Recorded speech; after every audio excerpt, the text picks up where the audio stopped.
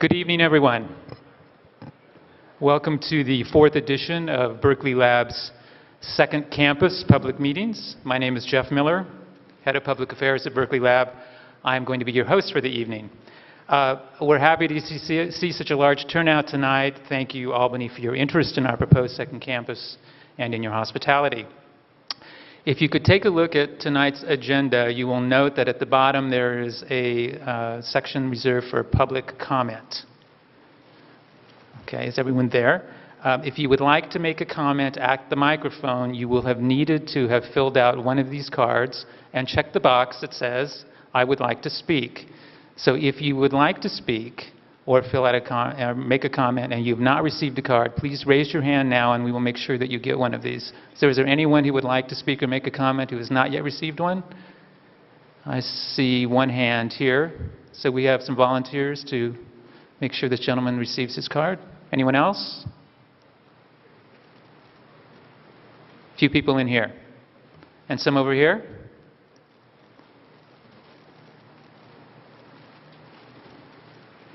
Okay, while that's being handed out, just a few other housekeeping things. We absolutely appreciate and value your community traditions, but tonight's meeting is not a community workshop or a city council meeting. We're going to allow public comments for just 2 minutes, and I'm really a very nice guy, but I'm going to be strict about this tonight. And I have a little timer here, and you can see the red, yellow, and green lights. We're going to enforce that because there are many people who would like to speak, and we need to be mindful of that and give everyone a possibility to have their chance at the microphone. If you have a comment or a question that's not answered tonight, you can go to our second campus website at the lbl.gov main site. Look for the second campus link, which is mentioned prominently on the right-hand side of the page. You also can email us at secondcampus@lbl.gov.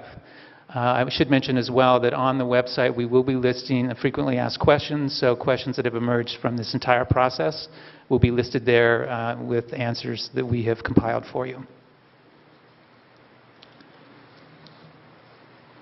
We will begin tonight's program with a presentation from the lab. It will be divided into two parts. The first Berkeley Lab presenter will be Horst Simon, the Deputy Director of the lab. Following Horst will be Jim Krupnick, the lab's Chief Operating Officer, and my boss, so please applaud very loudly for him. Jim will discuss the second campus selection process. Next will be welcomes from the cities of Albany and Berkeley, Albany Mayor Fareed Javandel, and a video by Berkeley Mayor Tom Bates. Then we will hear from the development team from Golden Gate Fields. We will have comments from 3 city officials, and then we will go into the public comment phase. So with that, we will begin the evening's presentation with the Deputy Director of the lab, Horst Simon. Please welcome him to the podium.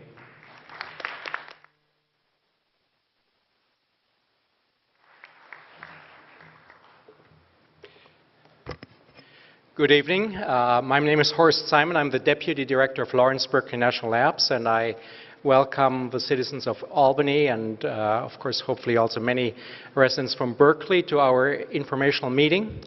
It is my great pleasure to tell you about Lawrence Berkeley National Labs. We've been in Berkeley as a lab for almost 80 years. We celebrate our 80th anniversary this year, but I know that many of the citizens have not paid very close attention, so I would like to tell you a little bit more of what we're doing at the lab. So we are a basic science lab, and we're focusing on the future, in particular future of energy, and inventing many new concepts, ideas, technologies that will make the future more energy efficient and also secure the energy supply for our country. We're delivering these solutions not just for the nation, but we have a worldwide perspective on these. One of our mottos is bringing solutions to the world. We work with UC Berkeley campus and other campuses and have significant outreach and educational programs. Beyond the energy mission, we also address some very fundamental science questions about questions of the origins of matter in the universe, what our future is in the cosmos, and many, many other things that I will talk about in the next couple of slides. And many of these applications, while they sound maybe esoteric and highbrow science, have very important immediate technical applications. And I'll talk about many of these applications, how they may actually affect you and your daily life. And you may be actually pleased to know that many inventions that you use daily actually have their origin only a couple of miles away from here in Lawrence Berkeley National Labs. One of the key strategic directions that we are pursuing is called Carbon Cycle 2.0. Now, being close or almost in Silicon Valley, 2.0 anything is very trendy to say, and I want to say just a few words on what 2.0 really means. Very simply put, Carbon Cycle 1.0 was before the industrial age, when nature was in balance. And as you know, we have discovered fossil fuels and made oil and gas and also previously coal and wood really the engines of our economic growth and the wealth that we all enjoy today. We know also the consequences of making this extensive use of fossil fuels and energy. That is, we have increased carbon in the atmosphere to a level that we all know is threatening the future of the climate system and maybe even the future of the planet. So what we're trying to do at the lab is to look beyond that and say, how can we maintain our energy consumption, our level of comfort and wealth in this country, but do this in a more sustainable way to get to a Carbon Cycle 2.0 where things will be back in balance. So the lab has many, many projects that connect to this Carbon Cycle 2.0. They are listed all here with these little cycles. And one of the new initiatives is to tie them all together and really address the future of the planet. So just very briefly, what you see here on the right are technologies that are currently out there that use carbon. And we work very hard to reduce the carbon consumption. For example, we're working on projects to do more energy efficient combustion. On the left, you see technologies that have to do with energy efficiency, which will reduce our energy consumption in general.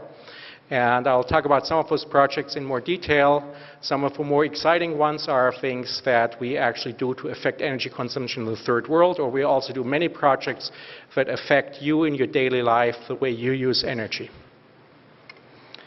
So the lab has actually a history which is originating in high-energy physics and nuclear physics.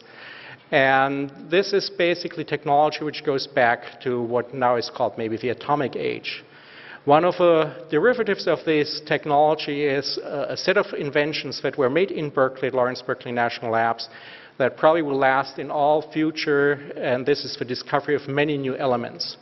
So if you remember maybe your high school chemistry class and the periodic table of elements, you look at the elements that are out there and you will recognize that there's a whole string of elements that are named such as californium or berkelium or lawrencium, and they all have been actually discovered right here in Berkeley. Now, many years later, after the discovery of these elements, the technologies that have been derived, they have direct impact on your daily life. So here are two examples mentioned here. So these technologies have impact on medical imaging, or they have impact on creating very simple devices like smoke detectors that are used in daily life. I mentioned already that a big thrust of the lab is energy efficiency. So many of you will recall the energy crisis of the 70s, the move towards more energy efficient cars, and generally a refocus of some of our research activities. Berkeley Lab also followed this imperative and started to bring some of the high-energy physics and nuclear physics researchers to think about very mundane things, such as energy-efficient windows or refrigerators. And what the lab pioneered at this time were things such as energy efficiency standards. So if you look today at a refrigerator and buy a refrigerator and you see Energy Star label, a lot of the technology that goes into developing this has been developed at Berkeley Lab. Furthermore, we have taken these standards and actually proposed them worldwide. So just as a particularly interesting offshoot, there's a program to promote these energy efficiency standards in China, which, as you know, is a developing country still, in spite of all that is said. And we have helped the Chinese reducing their carbon emissions significantly by helping them learning the technologies that were developed here. Another long-term impact of some early research at the lab is in medical imaging. So if you today go and get one of the PET scans, which may reveal diseases and problems in your body, this is going back to work that was done in the 1950s and 1960s at the lab. And the scientist who developed this, Hal Anger, his name is still attached with a technology that is used today in the medical profession. All these things may seem to be good for society in general, but there's also a lot of impact that we have as a lab on the local economy. And what you see on this chart here are a number of companies that were created using technology and using technology transfer and licensing from the lab, that were spun out and developed technology, again, a lot of technology in the energy efficiency and space that will hopefully grow in big companies. So some of the names that you see up here are at this point small efforts, but as you know, and living again in Northern California and the Bay Area, you know that any of these technologies may be the invention of the future. May it be new batteries, may it be photovoltaics for solar cells, or may it be medical devices. So all these things are of direct impact to the local economy because the scientists who have developed this live in the Bay Area, live in the East Bay, and would like to stay here and develop this technology. So a big activity that we have at the lab is really incubating technology and making sure that it is also further developed for commercial applications in the local community.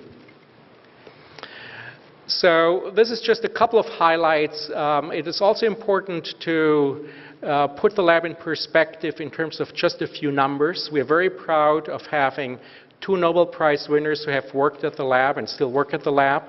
This is actually one of the largest numbers of Nobel Prize winners anywhere. I mentioned before that the lab has an incredible outreach into the community, and this is expressed by the next figure, that 55 Nobel laureates who are out there have had some important part of their early career at the lab. They were either students at UC Berkeley and worked at the lab, or they were postdocs at the lab, or spent some time as visitors at the lab using the lab facilities. So the lab, in terms of science impact, has a huge outreach in the nation and in the world, and is recognized as a leader in many of these disciplines. We are actually one of the largest employers in the area. There are 4,200 employees currently. And in terms of, again, outreach and training, we have of the order of 800 students and many postdocs going through, working with us and moving on in their careers and being connected back to the area here. So the lab is organized in 5 areas that are listed here: biosciences, energy sciences, general sciences, and computing sciences. And in all these areas, we have significant projects that, of course, I'd be very happy and excited to discuss in detail. But these are the areas that the lab is pushing. And of course, as I said, using these technologies to advance the overall mission of solving energy problems. So you might say, of course, you know the University of California in Berkeley, so you might say, what is the difference of a national lab to university-based research? One of the very big differences that the lab has is that we have very large facilities. These large facilities are listed here, facilities such as the Advanced Light Source, or the Joint Genome Institute, or the Supercomputing Center at NERSC. These are facilities that are requiring a very large professional staff of engineers and scientists to actually maintain this facility, run it. These are multi-million-dollar a year projects. And we run these actually not just, so to say, for our own pleasure, but really in the service of the nation. So these facilities are used by thousands of users nationwide, or actually internationally, who come to Berkeley and come to the Bay Area, work with us, and develop new technologies, work on their scientific questions, and use the facility because they're in many instances very unique and maybe the only ones in the world who can do certain things and certain experiments. So one of the areas of expertise is, of course, looking at the future of these scientific facilities, and we have a couple of grand visions of what we would like to do next. And that leads us to some extent already to the second campus, because some of these future scientific facilities need more space, need, in a sense, a new environment, and this has led us to think about the second campus and looking at different sites where we can house these new future facilities. So computing has grown. We may need larger computer centers. We're thinking about light sources in the future that require more space. And building these facilities is, in some sense, the driver for what we're doing here, talking to you and trying to tell you what we want to do with at the lab in the future. So one of the big drivers, and if you looked at the details of our plans for the second campus, is something that's called photon sciences or light sources. So it is in general somewhat difficult to explain, but I think the easiest way to envision a light source is to think about the following.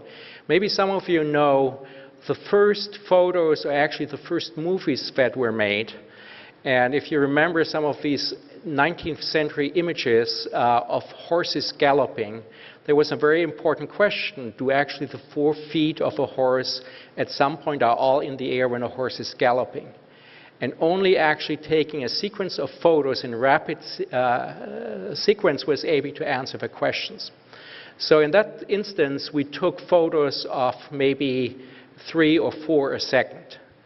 So what we're trying to do in light sources is, in some sense, doing imaging of very small processes with of the order of 10,000 to 100,000 images per second.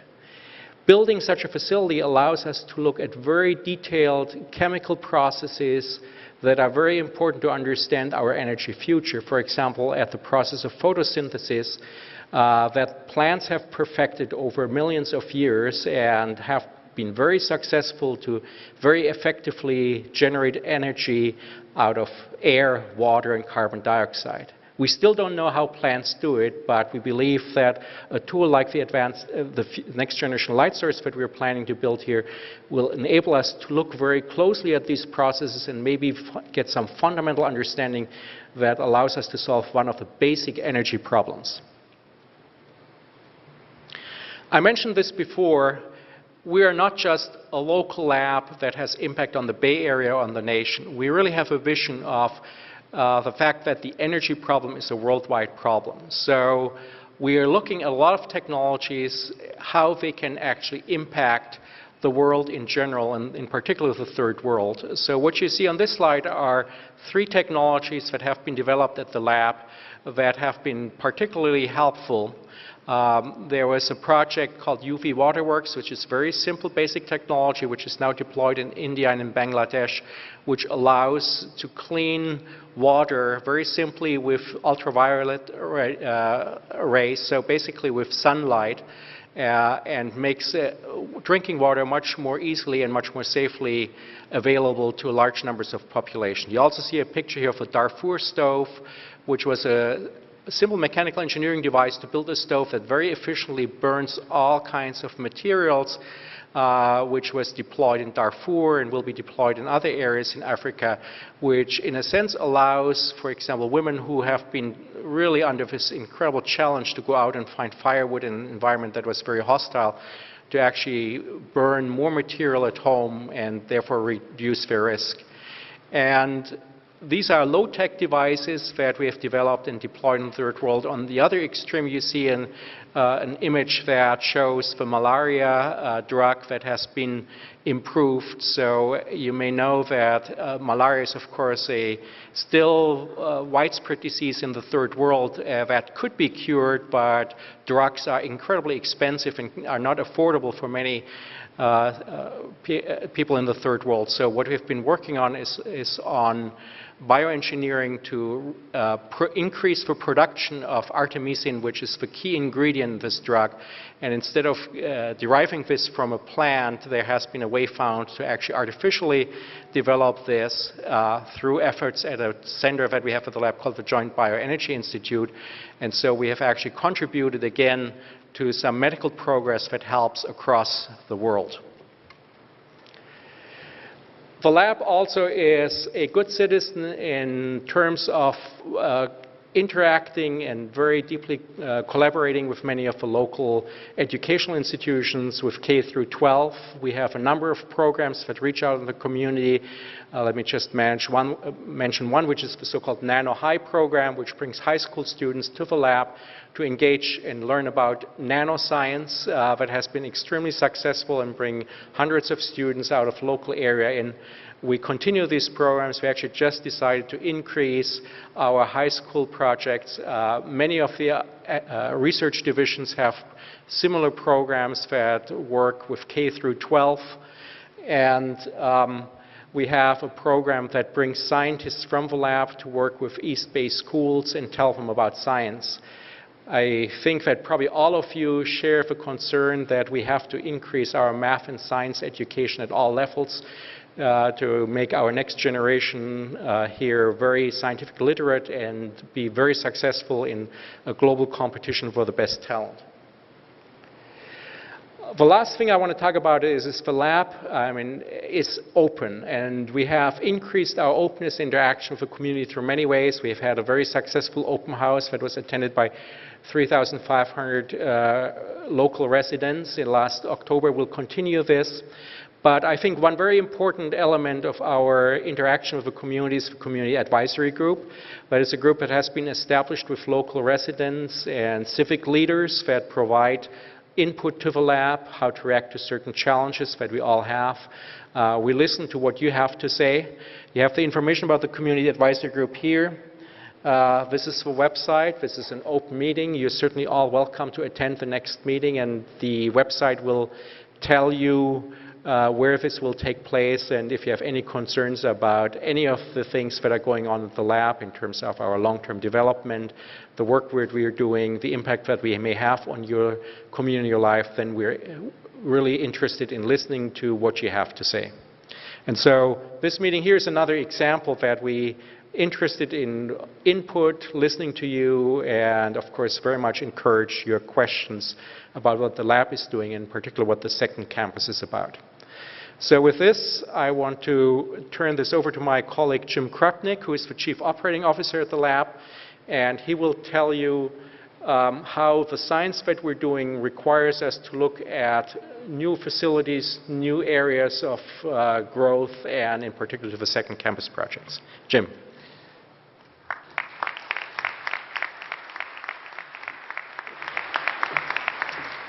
So good evening, and thanks to all of you for coming.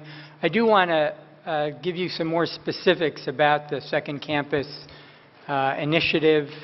I'll tell you about the reason that we've embarked on the initiative, talk about some of the attributes we're looking for in a second campus, tell you where we are currently in the process, and the path forward. So it turns out that about 25% of lab facilities are off-site, and that means that when 800 lab employees get up in the morning to go to work, they don't come to work at our main site. They go other places, and I'll show you on this map where they go. So there are two facilities in West Berkeley, the Joint Center for Artificial Photosynthesis, and we have life sciences laboratories. Then in Emeryville, we have some operations offices and the biofuels program. In downtown Oakland, we have our National Energy Research Scientific Computing Center, and out in Walnut Creek, the Joint Genome Institute.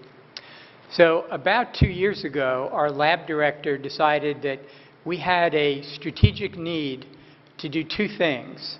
One was to bring together our biosciences programs that are in leased spaces around the East Bay, and second, to have space for growth. Horst has already addressed that.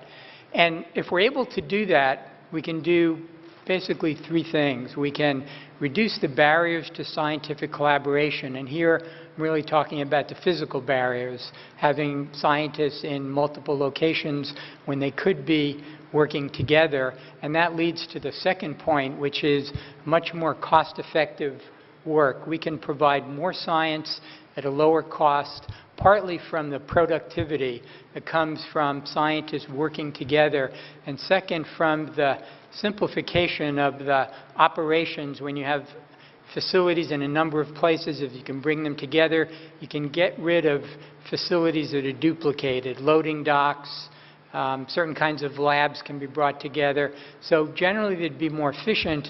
And finally, if we had more space, we could bring programs to Berkeley that we would be able to provide for the nation. We have more science that we can do, and currently we don't have the space to do it.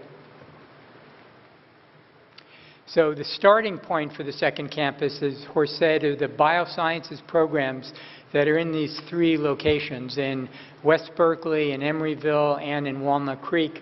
You can see the approximate amount of gross square feet in these facilities. We added them all up, and that's how we came up with the roughly 500,000 gross square feet that we had in the initial request for proposals. So let me turn now to some of the attributes we're looking for in a second campus. There's a long list here. I won't mention them all. Starts with the proximity to the main site. We said that we wanted to place it within roughly 20 to 25 minutes of the laboratory. We want it to be compatible with surrounding neighborhoods and have appropriate amenities for our staff. We're looking ultimately for up to 2 million square feet of space. It's not something we need now, but this campus is something that we hope would take us 30, 50, 75 years. We don't want to be going out and starting this all over again 10 years from now when we've outgrown an initial complement. So we're really looking at the long term. We want to be in a welcoming community. We want to be somewhere where there's good public transit available. And we want an open site with a campus atmosphere. We're not looking for a place that's got a fence around it. We want an open campus. We think that would be best for our scientists. So we had a number of proposals from a number of communities in the Bay Area and beyond. We reduced that down to 6 proposals, and they range from north to south: the Richmond Field Station, the site that we're talking about tonight, Golden Gate Fields, Berkeley Aquatic Park West, and then a joint proposal between, including the other end of Berkeley Aquatic Park and Emeryville, Emery Station, the Oakland-Brooklyn Basin, and finally Alameda Point and Alameda. So as Jeff said at the beginning, this is the 4th in a series of the 6 community meetings. So here we are, August 3rd. We've also got the 2 community advisory group meetings. Horst ended on a discussion of the community advisory group, so we are talking to them about the process and asking for their input. So the last of the 6 meetings is next Monday. There's one tomorrow night, then one Monday, and then September, the 2nd community advisory group.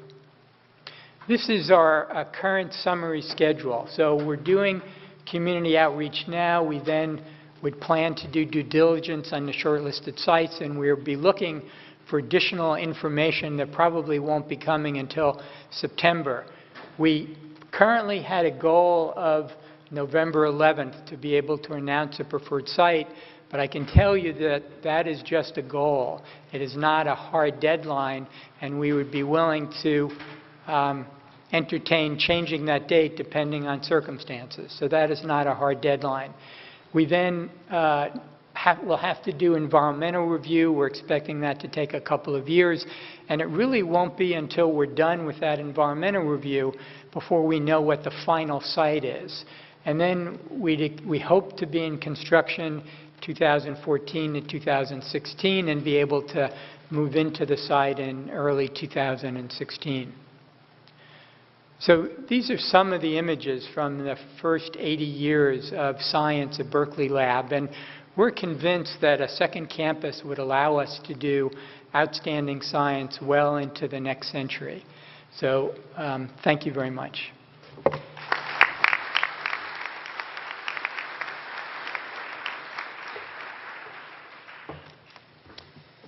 Hi, I'm Albany Mayor Farid Javandel, and I wanted to welcome the lab, the Stronach Group, and the community all here.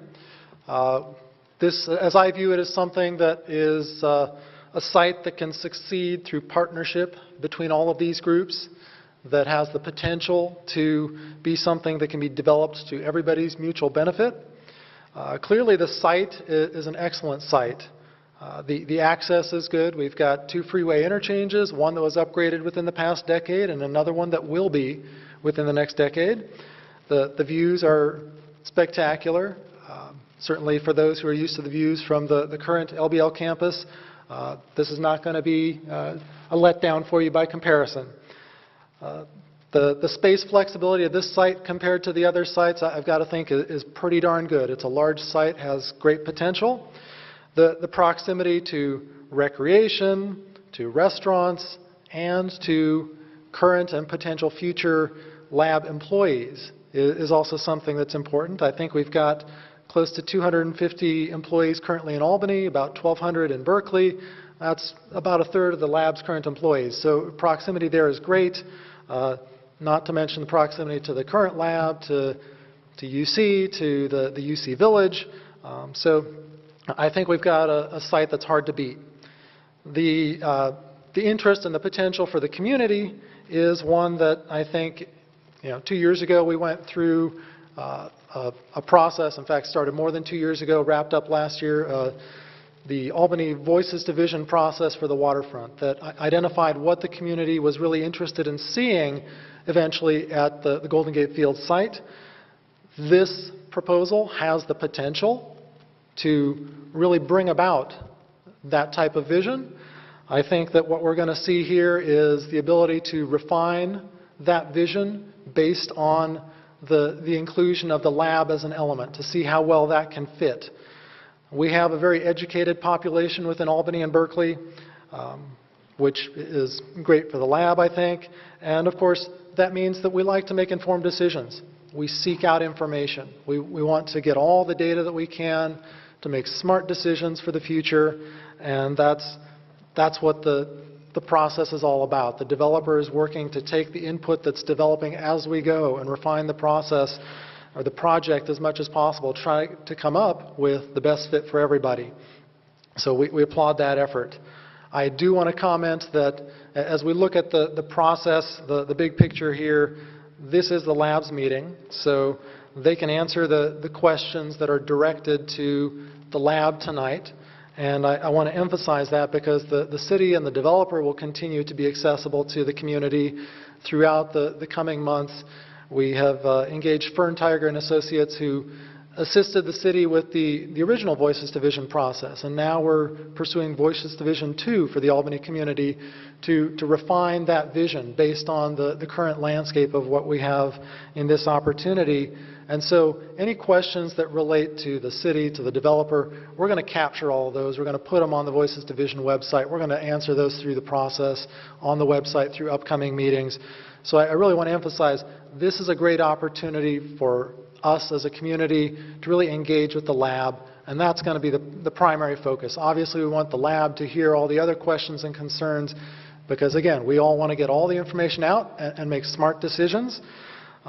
So let's take advantage of that opportunity, and hopefully we can come to that decision that is the best benefit of all the parties that are present here tonight, and we thank everyone for that opportunity and look forward to it. Our next speaker is going to be Berkeley Mayor Tom Bates, who is going to speak to us through a recording because he's out of the country tonight. Thank you.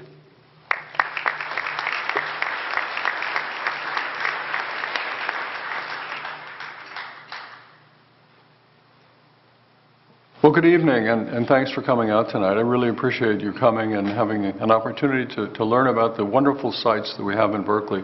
for the Berkeley Laboratory's second campus. And we hope that you'll understand that we think we have certain advantages and opportunities that Berkeley offers that the other cities, frankly, don't offer. As the mayor of Berkeley, I'm very proud of the fact that this is a really innovative and a creative community. And what I see is I see the national laboratories coming in and opening a second campus in Berkeley to feeding right into that innovation and that creativity. You know, the other thing that I like about Berkeley is the fact that not very far away you can find some of the best food in America and the best food in the world as far as I'm concerned, and entertainment and the kind of creative atmosphere that you like to see. Because the essence of what Ernesto Lawrence said was try to get teamwork, and that's what we offer that I don't think the other communities really do offer. The opportunity of bringing in the craftsmen and the people who live in our community, working with the scientists, getting the scientists together to be able to interchange and to have opportunity to discuss problems in an informal way. So my hope is that people will think seriously about Berkeley, recognizing that two of the sites are actually with our neighbors. On the one hand with Emeryville, on the other hand with Albany. So we hope that when you look at those sites, the Emeryville site and Berkeley site has its strengths, and we're pledged to work with Emeryville. We're pledged to work to make that a success with two cities. And the same thing is true with the Albany-Berkeley site, the Golden Gate Field site. There are challenges, but we know we can work together with the city of Albany to make this a success. And the third site, the one that we have down at Aquatic Park, is just in a magnificent location with wonderful amenities within, literally steps away. So with Berkeley, you have the convenience, you have the opportunity for people to have a right around them creative environment. You have small businesses that can feed in and work off the lab and tee off the lab.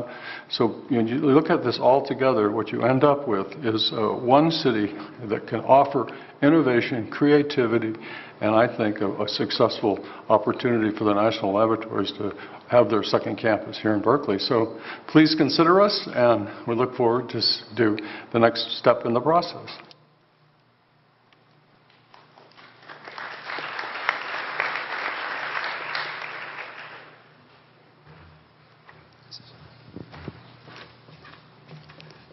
Hello. My name is Michael Bumby. I'm here representing the Stronach Group, the current owner of the Golden Gate Fields property. Thank you, everybody, for coming out. I know everybody's busy. Everybody has busy schedules, and so thank you for coming and spending your time with us. Also, thank you for the laboratory and the cities of Berkeley and Albany for inviting us here this evening. The Stronach Group has owned the Golden Gate Fields property for the last 12 years. In addition to the Golden Gate Fields property, the Stronach Group also owns various other racetrack, training facilities, horse breeding operations throughout North America, and that is one of the core areas of their business. But they also have additional businesses in the technology sector. Specifically, they develop technologies, green technologies, and they bring those technologies out of the lab and into our day-to-day lives. And I can give you a couple of examples of those companies. There's one company that the Stronach family owns, and it's called eCar. And the technology, the green technology that they've developed there is the technology in the Ford Focus. You'll see that car, the electric version of the Ford Focus. A lot of that technology, the drivetrains and the batteries, has been developed by Stronach family-owned company. Another company is a company by the name of Bionics. And Bionics is an electric bicycle company, and they create the components for taking this fantastic technology out of the laboratory and putting it onto the back of your bicycle and allowing you to relax a little bit more every time you cycle. And I was able to walk around. I'm an avid cyclist, and I was able to walk around this weekend and go to the various bike shops in the area. And I was over in San Francisco, actually, and I can tell you two things. One is that the product is actually here. It's in probably any bike store in Western or in California, Northern California, that has electric bikes. It's probably a Bionics bike that is there. The second thing I can say is that I think it's probably going to have a huge market here. Walking between the bike stores in San Francisco, I don't know how people can survive without the electric bike going up and down the hills. So that was one thing that I learned. The Stronach Group is very proud of their 12-year participation in the community. They feel that they have contributed in as many ways as they can from their racetrack base. They have supported local businesses. They have supported the unions. They have contributed to the regional economies, and they've preserved the tradition, the 65-year tradition of thoroughbred racing at the Golden Gate Fields site. And so that's something that they're very proud of. But I think things are at a crossroads now. And with earlier this year, when the lab announced that they were in the process of looking for a site for their second campus, it was really a catalyst for us to rethink the potential of the Golden Gate Fields site. And it is a magnificent site. And I think everybody is familiar with it here. I think everybody probably frequently visits it. I haven't had much chance to actually visit it, but a group of us were discussing what the future of the site might look like. And we had envisioned, one of the things that we talked about was maybe in the future being able to skip stones across the Cordonicious Creek. And I was not familiar with the Cordonicious Creek, so we decided we'd go and have a look at it. And there was some debate as to whether or not there was actually even water in Cordonicious Creek at this time of the year. So we went out and crossed the vast expanse of the parking lot and around some of the fences, etc., and through some broken gravel areas. But we found Cordonicious Creek. And first of all, it was an absolutely beautiful part of the property. The rushes coming out of a fairly wide expanse. I was quite amazed at how wide it was. I was also amazed, and I think the others were amazed, that there was actually water in it, quite a bit of water, to the point where we were actually able to skip stones across Cordonicious Creek. And I thought that was kind of an interesting finding for me. So from there we proceeded north. We looked at the tidal mudflats and the preservation work that's gone on there, and that was impressive. We walked out from there onto the Albany bulb, and I saw some things that I hadn't seen before anywhere. We say there was a graffiti hut. I don't know if it has a name, but I call it the graffiti hut. And a woman was walking her dog, Truffles, and Truffles had got lost in the big cement boulders that were out there. It looks like some kind of reclaimed concrete. And so we were able to rescue Truffles and also discover a lot about what the land is like out there. We went off some of the trails and discovered the homes of some of the people that live out there that were also very interesting. And then we came back, we saw the beaches, we saw people surfing and kite flying, which I hadn't seen before. And also the great, the precipice off of the Fleming Point. I thought it was absolutely beautiful, the drop, and also obviously the views of San Francisco and the Golden Gate Bridge. So I think it's safe to say that it is truly a magnificent piece of property. And so as the owner, or as the representative of the owner of a piece of property that is so beautiful, I recognize that along with the ownership comes a great responsibility. And it's a responsibility to make sure that if we are going to envision a change of what's happening on the site, that has to be an effort that involves all of the communities, all of the stakeholders, and all of the diverse opinions that each and every one of the people in the crowd today have. Because I know that this is not a unified group of people. I've understood that in the past there's been great diverse opinions of thought, and I think that's good. I think it's important that people have a chance to say what they think and to be heard and to be understood. Because if we don't have that opportunity to say what we think, then I think there's going to be a lot of unprofessional or inefficient or disorganized or bad feeling discussions. I don't know what the right word is, but I think we don't want that. And so what we want to do, we realize that if we work together and if we listen and if we care about each other and we actually try and say, we have a dream for what we could do to that piece of property, we recognize that everybody's dream is not the same, but if we work together, that we can achieve something that's really great out there. And as the representative of the owner of the property, I want to assure you that we have the same best interests in mind. So with that said, I think that the ask from you is that you make your ideas known. And this is echoing some of the comments that Fareed made, which are there are processes in place. We really ask you to get involved, to share with us your ideas and your dreams and your concerns. And get all of that information out. And that's the only way that we're going to be able to move forward successfully. Because what we do to the site, that's going to be our joint legacy. That is what we are going to leave behind to generations beyond us.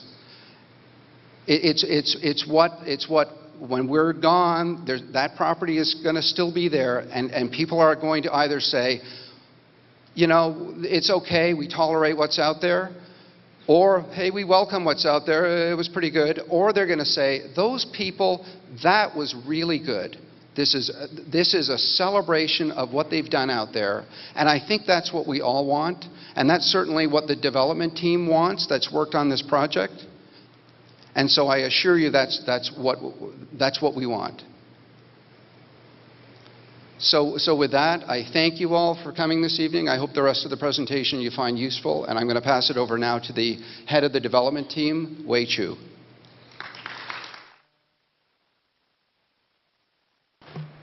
Good evening.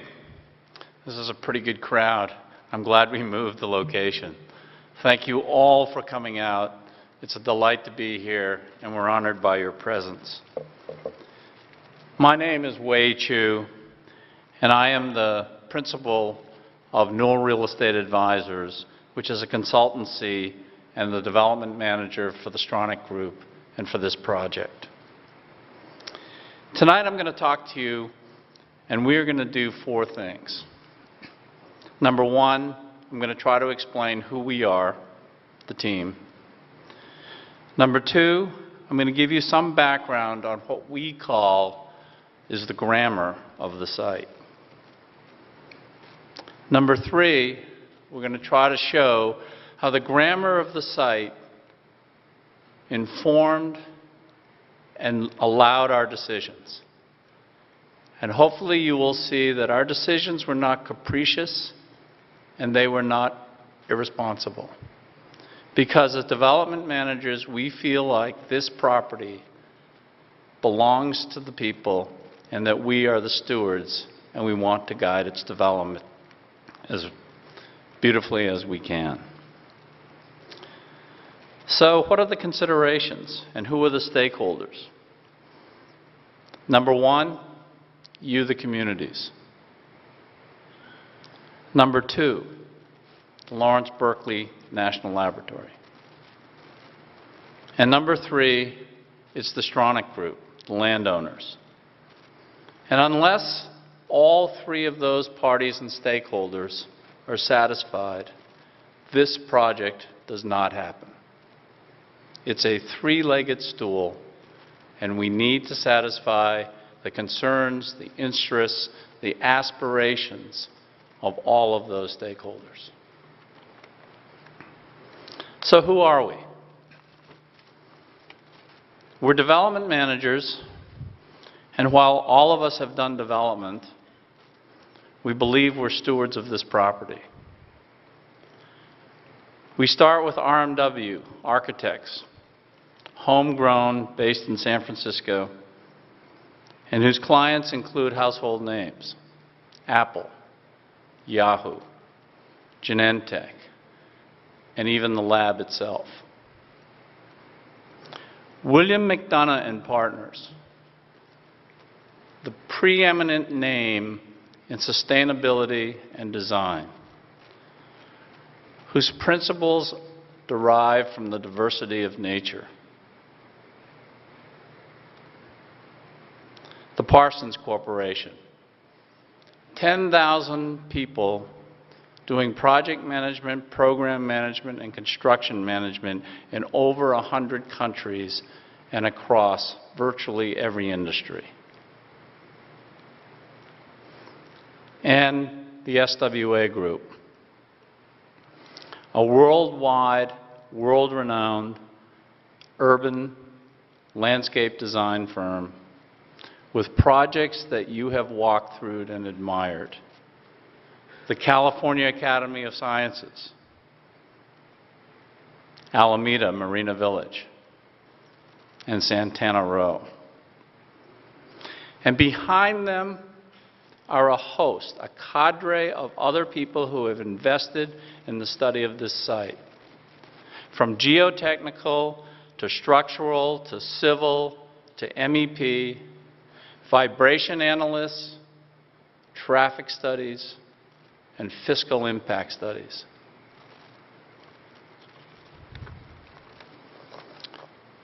And who are the stakeholders? First, the lab, the primary and ultimate user, looking for a second home to continue bringing scientific solutions to the world and to seek and find the future of energy.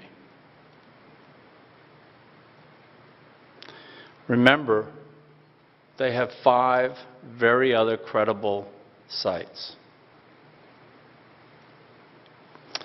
Secondly is the landowner, the Stronach Group. And we're fortunate to have a family and not a public company. A public company is whipsawed by quarterly earnings reports.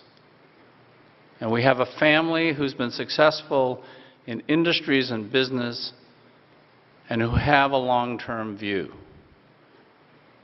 They now need and want a project of meaning and substance. They have a vision, and that vision is to build a game-changing environment for collaboration. Clients like this are exceptional. The third leg of the stool is you, the communities of Albany and Berkeley. We recognize this site is of significance. We know that past projects have been controversial. We know there are deep and strong feelings for this place on the bay. So what are the considerations for the community? Open space and access, sustainability and green design, traffic, building height, and perhaps most importantly, tax revenue and the sustainability of the city coffers.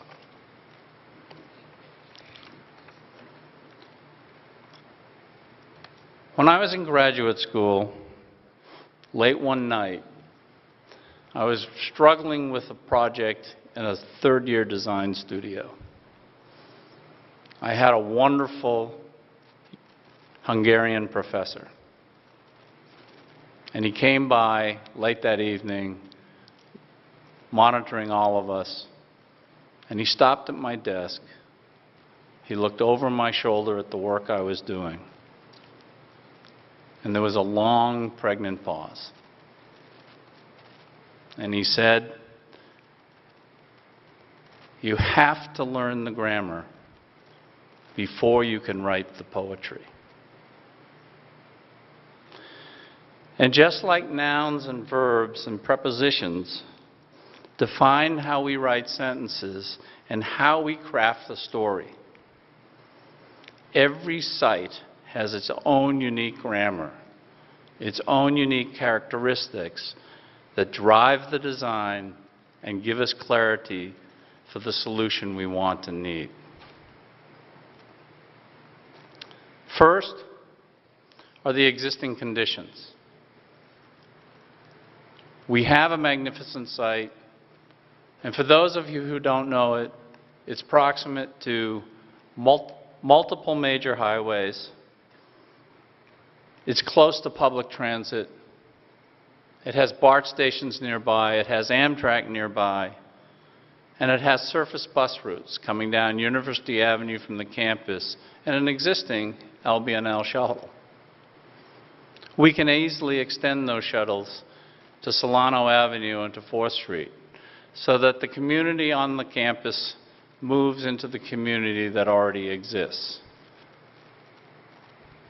patronizes the shoppers and shops on both Solano Avenue and 4th Street. And the second condition is something that is less defined but equally important. It is the requirements of the lab. We know what the existing first phase looks like and needs to be. But in many ways, the facilities that we've been required to examine and cite and qualify are things that maybe the lab doesn't even know the shape of or the form of yet, or quite yet.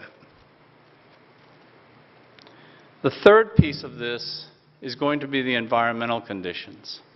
And this is where I'm going to step down, and I'd like to pass this off to Steve Guest, a principal of RMW Architect. The entire development team, started this project with a commitment to develop this site to be the best that it can be, to build a place that does its best to respond to the goals of the community, offers great public amenities, as well as a sound planning strategy for a scientific campus unlike anywhere else. So we'd like you to indulge us for a minute as we think of the site as we did, a blank canvas, there's the blank canvas, and build the components of our vision, starting with the amenities. Let's start with a shoreline park with panoramic views of the bay. This park would run the entire western shoreline of the site, almost a mile, and would connect two segments of the existing East Bay Park system, East Shore Park system, a place for the completion of the Bay Trail. We also, along the eastern side of the site, have Cordonicious Creek watershed. Let's bring vitality back to the creek. Let's clean it up. Let's open up the channel to provide more freeboard to mitigate some of the seasonal flooding that occurs upstream. Let's expand the wetlands and allow the salt marsh at the northern end up here to thrive. And let's build a park here too that will run the entire eastern length of the site with trails and a boardwalk through the wetlands. So now we've established the scope of the parks. Let's add some space for activities. And we're actually not proposing to build a new island out in the water. That is a scale figure of the Albany Hill Park, so you get a sense of the size of the space.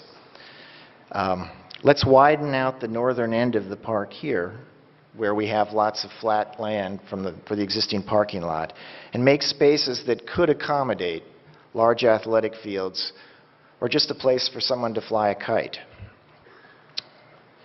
We should add more depth to Fleming Point here to make it a better place to view the bay from. We'd like to create a center of the campus here, a different kind of space, one that's more inward focused for the community, a place that could be a hub for events like an open air market. We'd like to add easier access to the shoreline and some potential parking here, as well as the north end and perhaps an interpretive center or a place to rent kayaks. Now we have spaces that can support a system of pedestrian and bicycle trails that can link up to the system of bikeways that already exists in the community. So at this point, we've created a real community asset. Now let's develop a project that can support it. Let's start with some circulation. First, we need one road that connects the two access points, Buchanan Street to the north and Gilman to the south. We're going to need some parking, but we really don't want to spoil the beauty of the site, so we're going to cover over the parking so we don't have to look at cars. The new landscape over the parking provides a pedestrian focus to the campus. The complete ground plane that covers the parking is a place where you can walk from north to south without having to cross the street or walk through a parking lot. We need a strategy to place the lab's program onto the site, and this represents phase one of the lab. In order to maximize the views through the site and to reduce the impact of the height of the buildings, we propose to orient the buildings like open fingers across the site, connecting to the road. This allows us to take maximum advantage of prevailing winds for natural ventilation and optimize the buildings for solar orientation and daylighting. As the lab grows, you can see how the entire LBNL program fits between the two parks. Within the campus area, we have a great opportunity to provide more open space, different from the east and west shoreline parks. This space is more campus-like in character. It's irrigated, it's more manicured, but it does flow freely out to both the shoreline park and the eastern park. And this is not small interstitial space between buildings. This area here is the length of a soccer field. And it's all completely public open space. The last component of our vision has to do with building a community of compatible and complementary uses. We've described the lab program because we've been asked to in great detail. We've also designed a framework that begins to define how the rest of the site can evolve. The orange patches that you see here are potential sites within that framework that we believe can support private development, which we intend to define in collaboration with you, the community. Regarding open space, which is a popular topic, this slide demonstrates the amount of open space that this design has. So in Albany, 50% of the entire site area is permanent open space, and that is the area inside the dashed lines along the west shoreline park here and the east park along Cordonesis Creek. In the Berkeley part of the site, that constitutes 40% of the entire site area. If you add to it the campus space, it's an additional 10% in Albany and 10% in Berkeley, totaling 60% of the entire site area as open space in Albany and 50% in Berkeley. And finally, we'd like to explore making some stronger connections from the site to the community. This slide shows a number of the amenities in Albany that are closely proximate to the site. We have identified two possible options to explore. A possible pedestrian bridge over the freeway here, similar to the one Berkeley has, that might align with the trail along the creek. And also a pedestrian and bicycle-friendly extension to Solano Avenue to make it a little easier to get to the site if you're walking or riding your bike. So that's the mile-high view, the view that architects always look at. I'm sure most of you are probably more interested in seeing what the space looks like from the ground. So let's take a stroll through the project. You could get to the site by a shuttle or a bicycle, but if you wanted to visit the site and you were driving your car, you could park in one of those lower level parking lots that we talked about earlier and rise up through one of the courtyards between the buildings to get to the campus. You might stroll along one of the terraces near one of the buildings, looking out across the campus open space towards framed views of San Francisco. At noon, you may decide to have lunch or a snack with friends or colleagues, sitting here on the prow of one of the buildings and looking out at 180-degree views of the bay. Or perhaps a stroll along the Bay Trail in the late afternoon. So that's our vision for the site, what we see as a campus in the park. Now I'd like to turn it back over to Wei to talk about the opportunity. Thank you very much.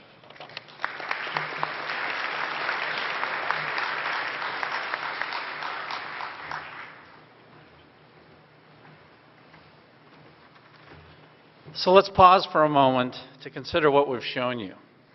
We've got a compelling site with unique and gifted attributes, and we've got a seasoned team of professionals who are impassioned by what they do and have crafted a vision and a pragmatism for the site. We've created a framework for design informed by the constraints, the opportunities, and the grammar of the site. So let's get to the community considerations. Number one is the issue of open space. And we've created a necklace of parks around the site while accommodating the demands of the lab program, which have not been trivial. We've woven campus open space to allow public access through the site. And we believe we have created a campus in a Bayshore park. Number two is sustainability. And we've taken a page from the William McDonough and Partners philosophy.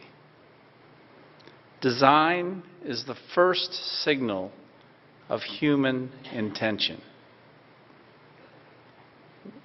We take our lead from the diversity of nature, and everything is a resource for something else. Imagine your children, imagine the opportunities with a complex that is sustainably built. Your son or daughter pedals up the pedestrian accelerator, heading to a learning center built near Fleming Point. They take a seminar with a lab employee. And they may go down to the waterfront, past the paddle boats and the kayakers and the kite surfers, with a glass bottom that allows them to look at the oyster beds and the eelgrass that we have started to nurture with mitigation banking. The educational initiatives and opportunities are supreme, and they completely marry with the initiatives of the lab in the Center for Science and Engineering Education.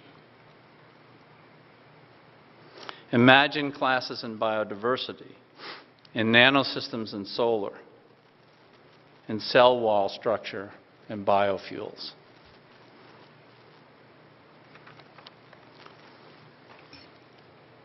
Number three is traffic.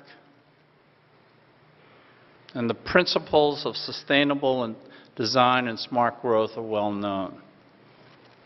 No campus of this size could consider developing a project like this without transportation demand management and with an informed and fully incentivized program for minimizing traffic. My motto is you make it easy, not take it easy. You make it easy for people to use public transportation. You build shuttles from your campus to BART and to Amtrak. You build shuttles to the upper campus. You build shuttles at lunchtime to Solano Avenue and 4th Street. You open the community across the freeway to the community that's on the bay.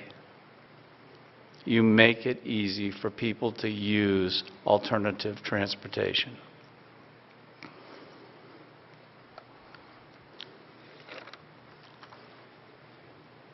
Number 4 is height. And I'm always intrigued by this because the design that we have done pulls the buildings back from Fleming Point. We felt it unfair to give any captain of industry the promontory on Fleming Point. The lab, and in fact all labs, not just LBNL's labs, but all labs have certain modules that control and inform the way they have to go together in terms of floor heights and spacing and the effective kind of space that works together. You don't see labs that are 20 stories high. So the issue of height is a balance. More height, more open space. Less height, greater footprint, and less open space. And that's a choice we have to make in trying to balance what this site exists and demands. And finally is the issue of tax revenues. And I said before, we're blessed with having a client that has a long-term vision and that's committed to the long-term view. And they have committed to ensure that the City of Albany's revenues are not compromised from the cessation of the track operations currently to first occupancy of the second campus. Thereafter, we together have to craft the process that ensures self-sufficiency for this project. The time is right. The time is right for a technology collaborative. There's an alignment of public policy and industry and academia going on right now as we speak. State and federal calls for renewable energy minimums. Industry has moved into the brink. Ford Motor Company used to make most of its revenue, or a significant portion of its revenue, from large fossil fuel consuming pickup trucks. And they are now a poster child for the adaptation to smaller cars and alternative fueled vehicles. The opportunity we have is to celebrate a community resource and create a framework for how technology and respectful planning can define a great place. We want to create an exemplar of smart growth, sustainable and renewable practices.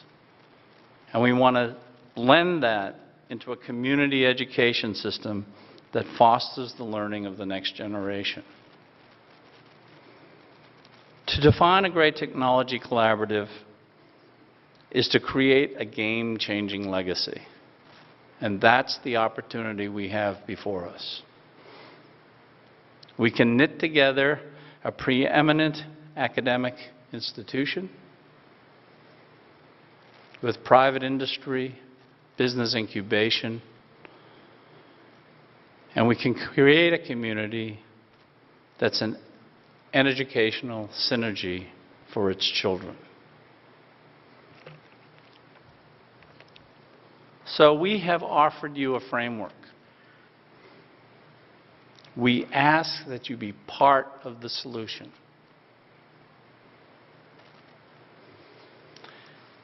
Thank you for your attention and time this evening. And now, let me introduce in absentia a woman who is an icon of the local environmental community. Please give your attention to the video screens around the room. Thank you very much.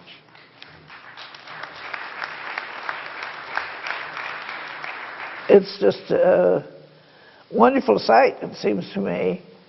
And then if you go up to the top of the ridge and you look down, you can have another wonderful outlook to the bay and the hills in Marin County.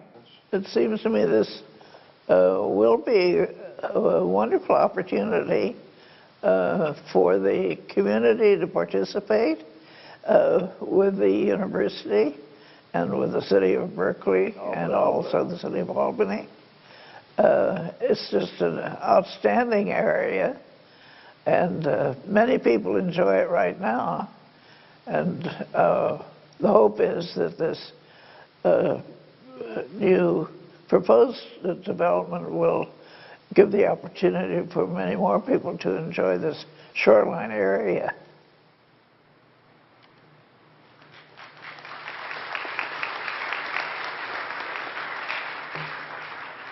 Hello again, people of Albany. We have some comments from 3 city officials before we begin the public comment phase. So why don't we start with, I think we have another video from the Berkeley City Council member Linda Mile. Do we have that queued up?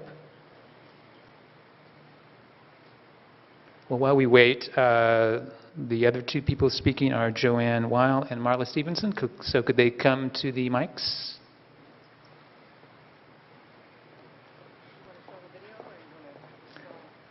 Do the video? Yeah. Okay, I'll go ahead. Yeah. I'm Joanne Weil, a City Council member in Albany. I'm also a member of the Sierra Club and the group Citizens for the East Shore State Park, both of whom endorsed me in the last 2 elections. I was also one of 350 people who attended the Voices to Vision workshops these past 4 days. I'm pleased to see that the developers have incorporated parts of our recommendations in the first Voices to Vision process, which, as Fareed mentioned earlier, had taken 2 years. They are extending the Bay Trail. They are planning for 53 acres of open space in Albany. They are restoring the creek and wetlands. They are incorporating our wishes for a 300-foot setback at Fleming Point. They are planning for open space at the north end of the property, which is what our community wanted. I am very hopeful that over the coming months, we will be able to work out the issues of open space and revenues together. I'm very gratified that the developer has shown such an interest and understanding of our community. Thank you.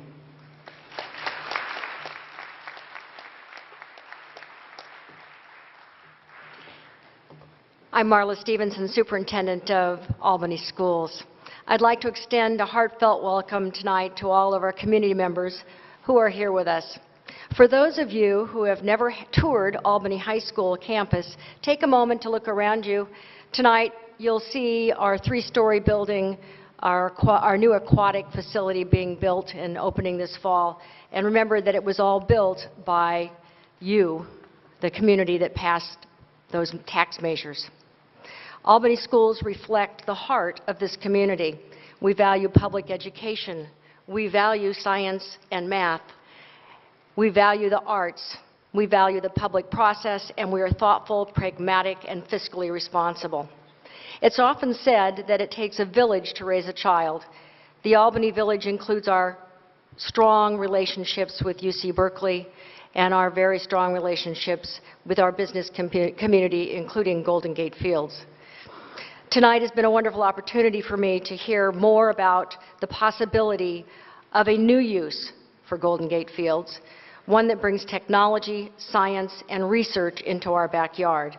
That is exciting for me from an educational perspective. From a fiscal perspective, you and I know that it takes more money than what the state gives us to educate our children. I look forward to learning more about the preservation of our current tax base and enhancing our future tax base. Once again, welcome, and I look forward to seeing you all at some of our wonderful concerts, plays, and sporting events this year. Thank you.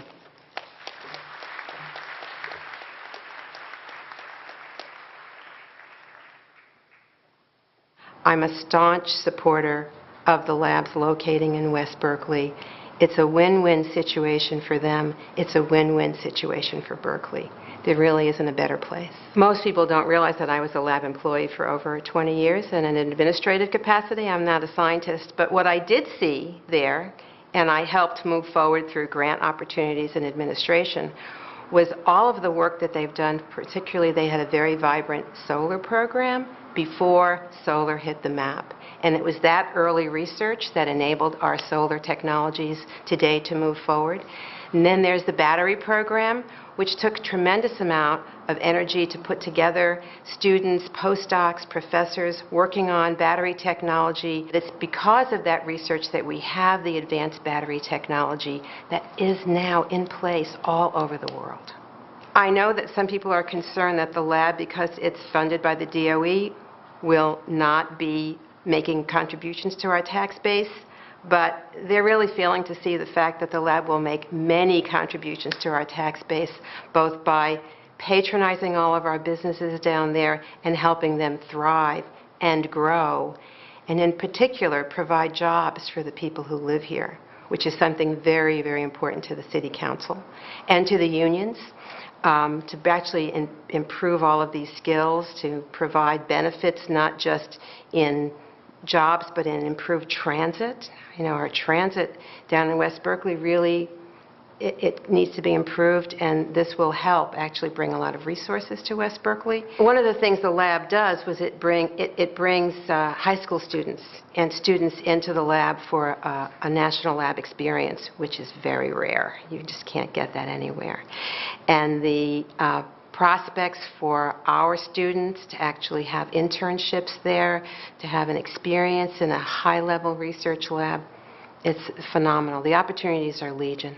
We know the lab. The lab is part of the Berkeley family. We know that they've been here a long time, and we know that they will remain here for a long time. And we also know that they'll work in partnership with us. They really want to, at least the leadership that exists there has talked to us about their interest in working with our students, making contributions to our schools, realizing the Berkeley 2020 vision for our kids.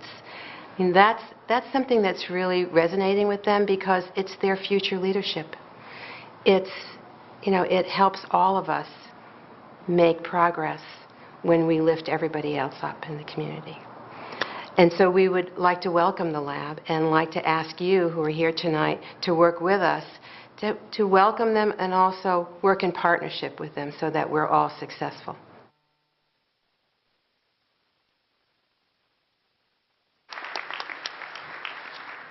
So has everyone who would like to fill out a comment card done so? Yes? If you haven't, please raise your hand, and we have volunteers who can distribute those. Before we begin, I just want to remind you all that this is a comment period, not a Q&A period. Please try extremely hard to reframe your question, if you have one, into a comment.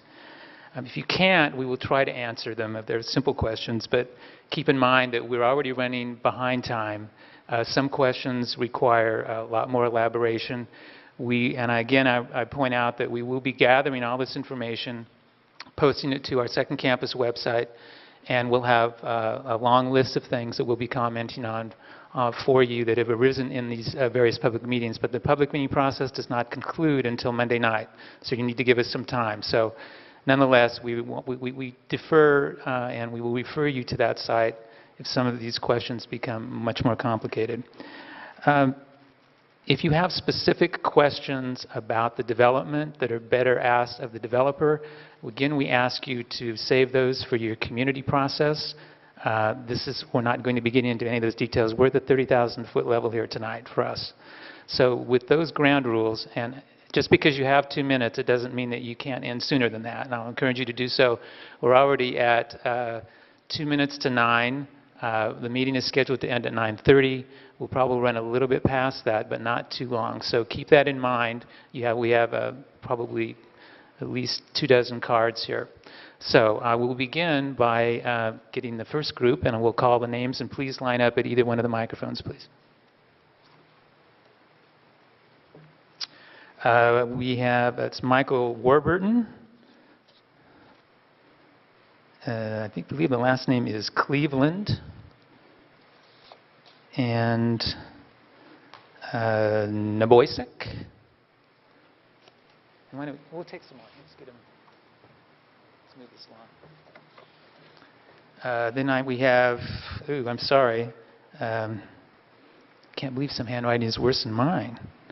Looks like the last name is spelled P-U-N or something close to that. First initial E. Richard Castro, thank you for the nice, crisp writing. Karen Gordon. So please, when you come to the mic, state your name. And again, if you have a question, reframe it as a comment. That's what we're collecting here tonight. And we will start the buzzer or the beeper now.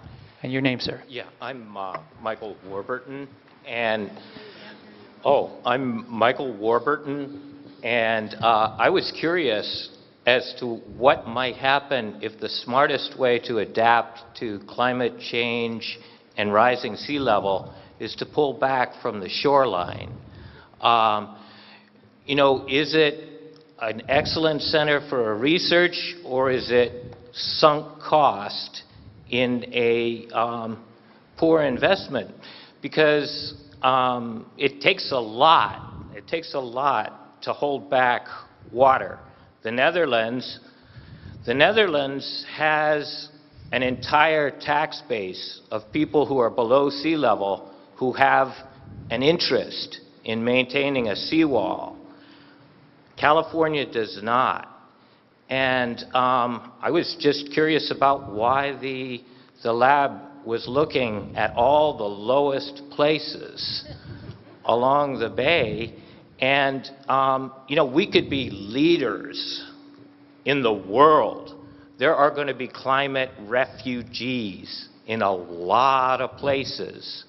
And instead of... So I'm going to interrupt because we're running close to the time here. So I can take by your question that you were concerned about rising sea levels and the potential locations of the lab. That's the comment? Yeah, and in terms of the long term, because if we can look at these public areas by the bay for shorter term uses in open space, while we're actually doing smart things, that's one thing.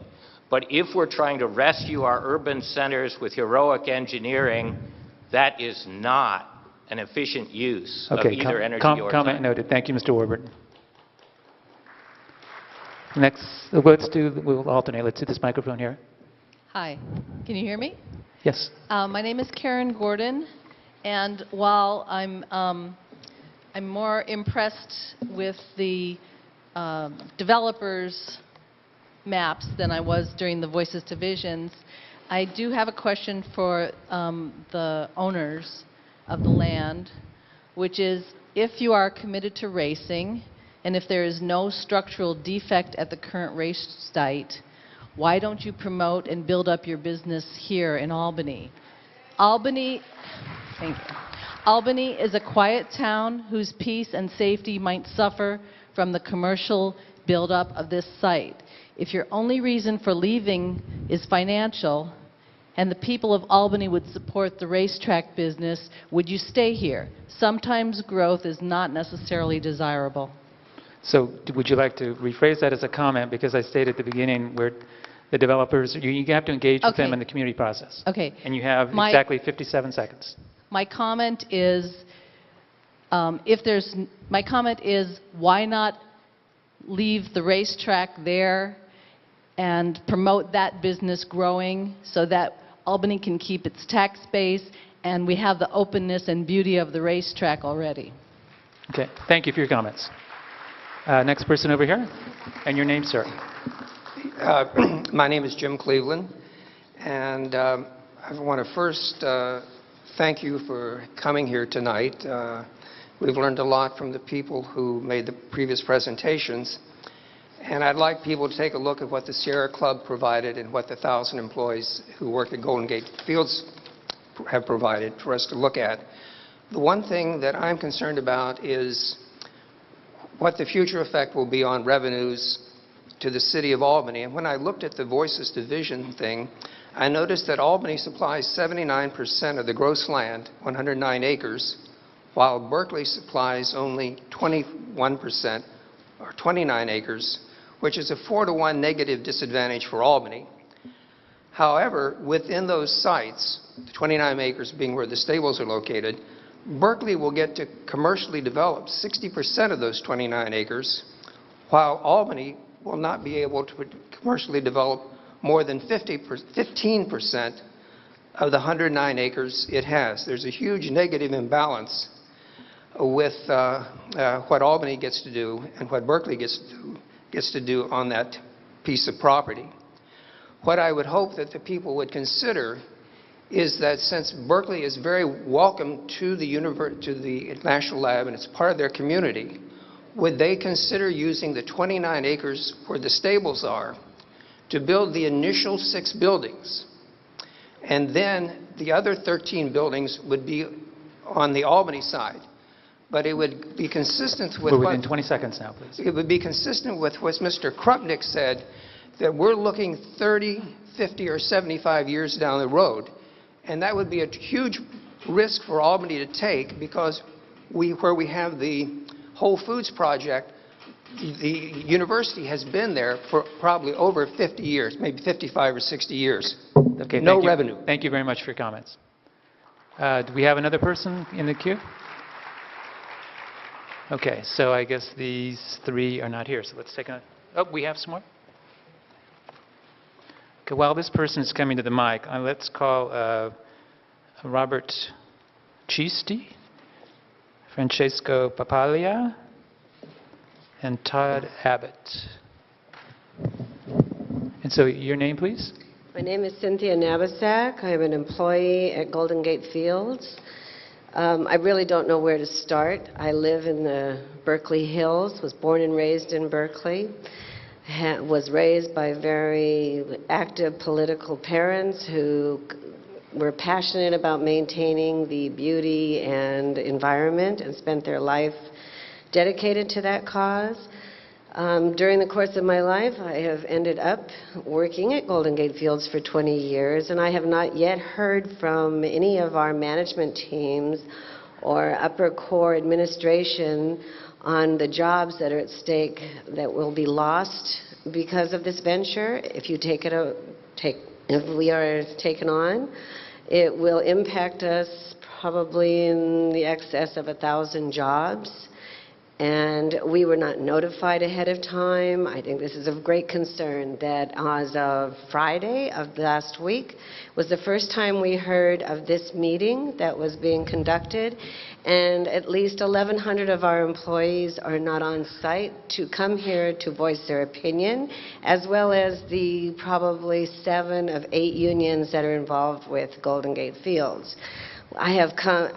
Because of my time being there for 20 years, I have seen many management teams and owners come and go with a lot of promises, and Stronish's main promise was to enhance the racetrack and the racing association and build it up and make it a premier racetrack when they arrive, not tear it down and demolish it and take away the jobs and the livelihood and that it's going to impact. And my greatest concerns are that none of these conversations have been addressed by either side. Thank you for your comments. Could we take the mic on my right? Your name, sir? My name is Robert Chasty. I'm president of Citizens for East Shore Parks and the chair emeritus of Citizens for the Albany Shoreline. My name is Robert Chasty. I'm president of Citizens for East Shore Parks and chair emeritus of Citizens for the Albany Shoreline. And when this project was first described to me, I thought it had tremendous promise. For one thing, Golden Gate Fields is a world-class site, and it would offer a great opportunity for the Lawrence Berkeley Lab to open a second campus at a terrific site, one that offers, I think, meets all of the criteria that the lab had set out. It's the closest to the university, and not only does this site offer all of the room necessary for what's being sought, but its proximity to the Western Region Research Lab offers an opportunity for cross-fertilization for scientific communities. The Western Region Research Lab for the entire United States is right across the freeway next to the Albany Village, which is about 50 to 60 acres of housing and other opportunity for the lab. So I thought it was a great opportunity, but I think the design we've seen here that was just presented by RMW is a botched design. One thing is that this site sits directly in the middle of the East Shore State Park, and the design that was made would bisect the park, would basically separate it in half, instead of allowing for a free flow of park along the shoreline. That correction would allow us to be able to consider this favorably.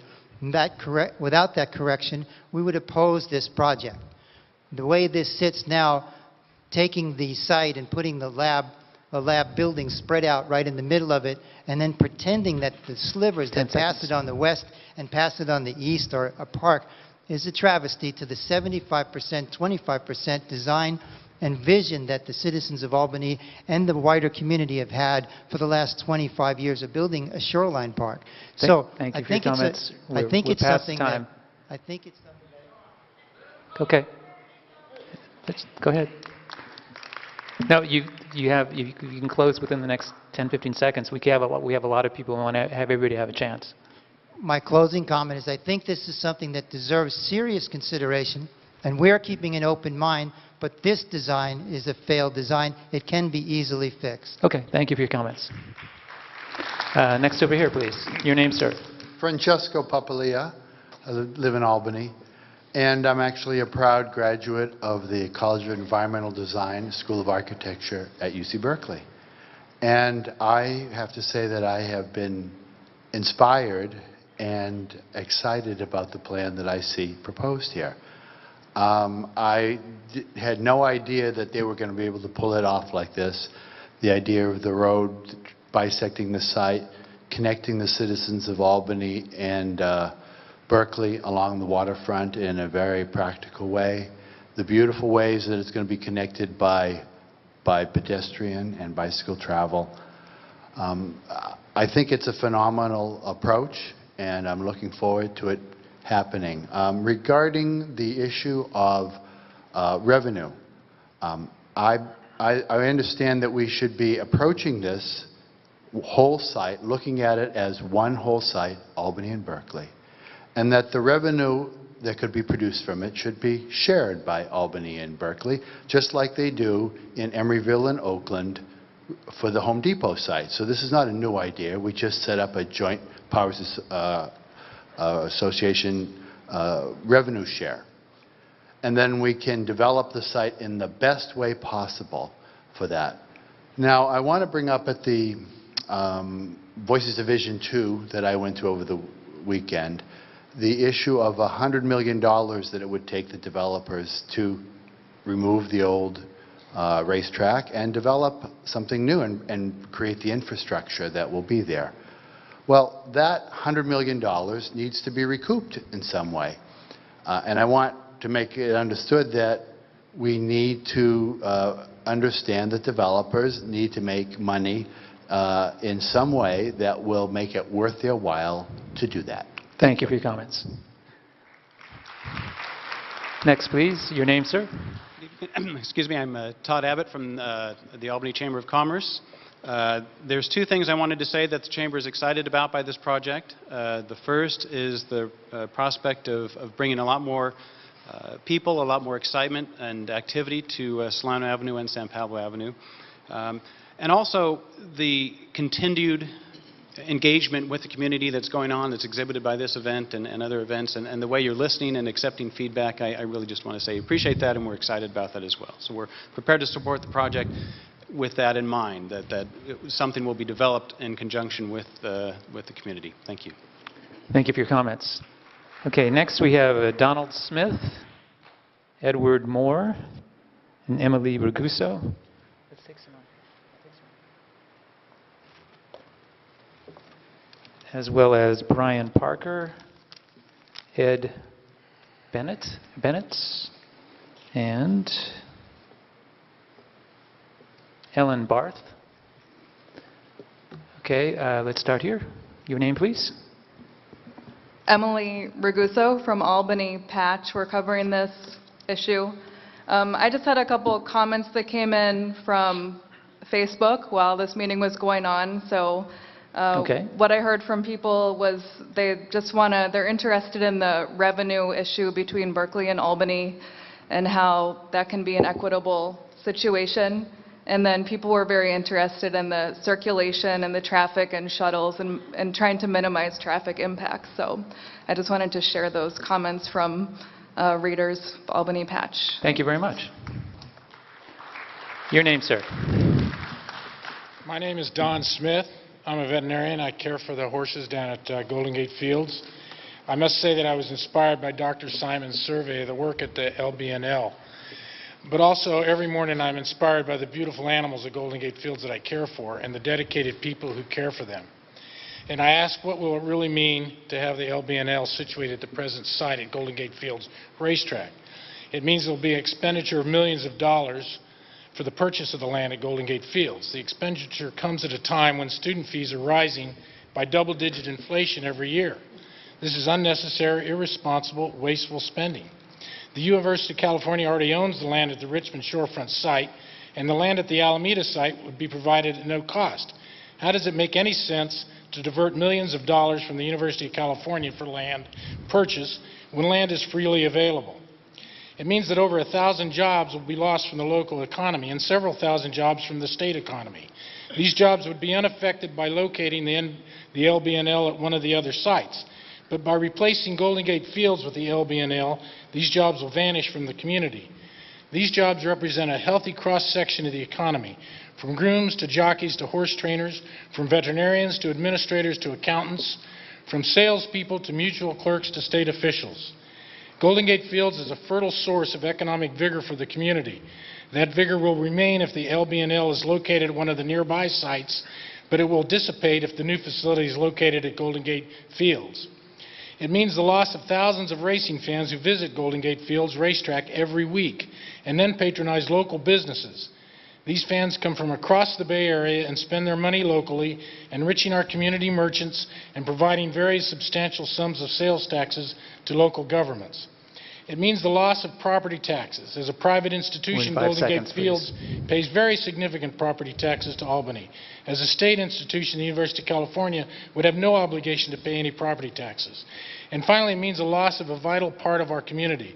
Golden Gate Fields Racetrack represents one of the few truly pastoral settings remaining in the midst of our crowded landscape. There's green grass and lakes, palm trees, water fountains, and beautiful live galloping horses right in the middle of our urban congestion. Mr. Smith, thank you very much for your comments. It all comes down to weighing costs and benefits. Thank you very much. The LBNL will be of great benefit to our community, but to locate it in place of Golden Gate Fields will come at a cost of money, jobs, and revenues. Thank you very much. We cannot disregard these costs. Thank you. And your name, sir? My name is Edward Moore. I'm a lawyer. I am visiting here from Berkeley. Let me say, first of all, I favor a second campus at the waterfront, and the presentation tonight was very impressive. There is, however, a serious wrinkle in evaluating that site for LBNL purposes, which the lab and the public need to know about sooner rather than later in the planning process.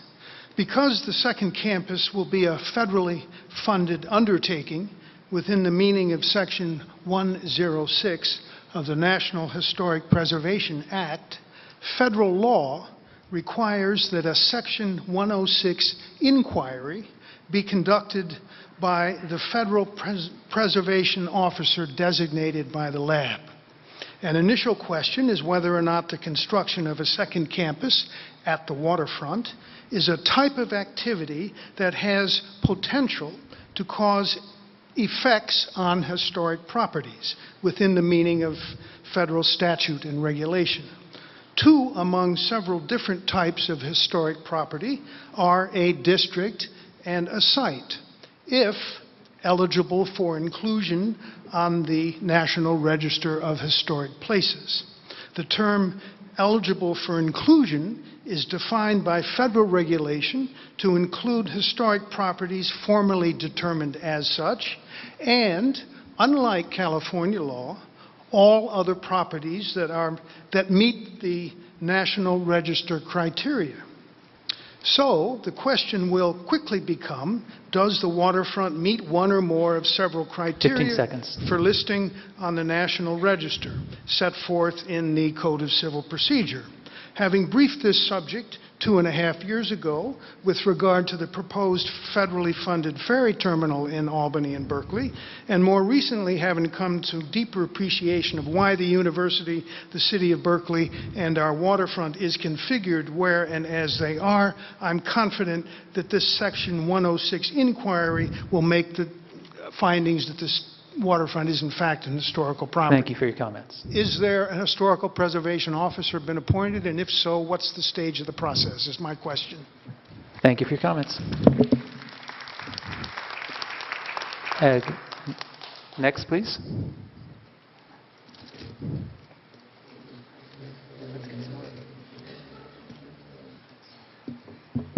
And your name, sir?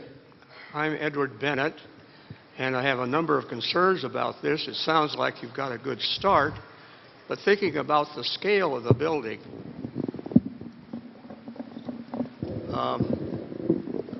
at the workshops the other day, you talk about a potential of 2 million square feet.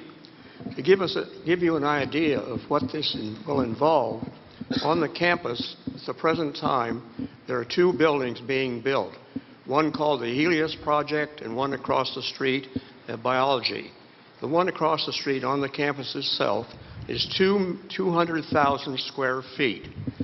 The Helios building, I think, is 160,000. The Helios building is 5 stories tall. The other one on the campus itself is 6 stories tall, I believe. We were also told that these buildings would be put on a podium of something like 25, 27 feet.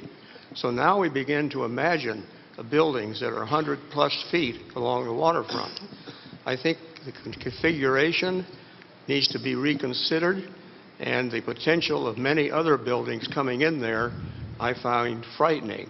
I think if we were only to deal with the lab, we could find a way to do it. But the lab plus all the auxiliaries that you're talking about would make a tremendous change in that area, and it would not resemble a park. Thank you. Thank you for your comments. And while the next speaker comes to the mic, let me call the names of Barbara Hillman, Art Brockmeyer, and Catherine Castro. So could I have your name, sir? Hi, my name is Brian Parker. Spent the better part of the last 10 years fighting proposals by Stronach. And I'm happy to say that, actually I look at this and, I'm encouraged. But I will say that the Stronach Group has managed to not build up any trust in the community. And, specifically when the local environmental groups were talking to the track about work they were doing a few years ago, there was a promise that there would be the Bay Trail extension put through. And it's gone and gone and gone. There's never been an ability to get a long-term agreement, and it's reached a point where 4 months ago the East Bay Regional Park District had to enter into condemnation proceedings on that. And so, you're going to live with that history that you've created. I encourage you, I'm really happy you engaged with Fern Tiger and paying the city to do that. I'm really happy that you're talking to the city, but I think you should be talking directly with the affected environmental groups also, because if you think you're going to get a Measure C vote so you can do the private development out there to support this thing, it is not going to happen unless you get all of the tumblers on the lock lined up. And it pretty clearly, I don't think those meetings with the environmental groups, and I'm not as active as I used to be, have happened, and they should, because I think probably you have an answers to a lot of the questions. But, we've seen that we've got the PR approach before. We've had these wipeouts in terms of community confrontations. And like I say, I'm open to the concept of this development. I think it offers a lot, but it's not going to be sold with PR. It's going to be, you have to build your trust but verify, and put it in writing and enter development agreements. And everybody's going to have a look and have their ideas incorporated. So that's my 2 cents. Thank you. And thank you for keeping it exactly to 2 minutes. Next over here, please. Your name? I'm from Berkeley. I wanted to make it as a comment. I'm interested also in the height that's being discussed here. There was talk of the horizontal in your presentation, but no mention of the data, and I would like that to be available online or somewhere else. I understand there's a trade-off of height and open space, but there was no suggestion of those dimensions at all, so I would have liked that to be included. Thank you. Okay, thank you. Duly noted. Next, your name, please. I'm Barbara Hillman. I'm the director of the Berkeley Convention and Visitors Bureau. And on behalf of the Board of Directors and the hospitality industry in Berkeley, we would like you to consider and hope you do select one of the 3 Berkeley sites. We understand that the campus will bring tremendous economic development opportunities for us. And it will bring thousands of scientists, researchers, and their families to our communities. As you know, Berkeley offers hundreds of restaurants, world-class cultural amenities, recreational opportunities that you ask for in your proposals. So, and we might find the need for additional amenities, hospitality services. So our reputation as a world-class city kind of meets the needs of a world-class research facility. So we would like you to select one of our 3 facilities. Thank you. Thank you for your comments. Over here, your name, sir? My name is Art Brockmeyer. I live on Fillmore in Albany, homeowner, longtime citizen. The other day at the Stanich Group meeting, there was a written proposal that during construction there would be a replacement of the $1.7 million Albany loses per year for a 5-year period. Now, I don't know what contractual obligation you're going to have to do that. You're just going to pay it out of pocket. I'm sure a lot of people are wondering about that, as was promised in the written text at that meeting. Also, the environmental groups originally had a goal of 75% open space. 60% is close but no cigar. So if you get the other 15%, you've sold me, as long as the other requirements are met. The other thing is there any guarantee or anything in regards to the lab? Will it ever, in the lifetime of the lab, do any research or use of nuclear energy or materials in any shape or fashion on that property? I think a lot of people might be interested in that. Also, one more comment. Sure. We listened to your professional presentations very well. It was a 2-hour meeting. We've got 25% of the meeting. I think the people, we deserve 50%. Okay? So I'm hoping you're going to address a lot of this on the website or wherever, because we've sat here quietly and listened to all your presentations, videotapes and everything, and we get stuck with, I'm glad I was able to speak, because now our time is out in about 10 seconds. Mr. Brockmeyer, we've pledged to answer the questions on our website, and we will do so. Trying to accommodate some of the community concerns. But I don't think the merits of the lab are at question here, and I don't know why they can't establish themselves in one of our cities in some vacant lots. Why they have to pick prime potential parkland property and prime coastal bayside property for this project. The other one is I was struck that the height was kind of glossed over in the presentation, and also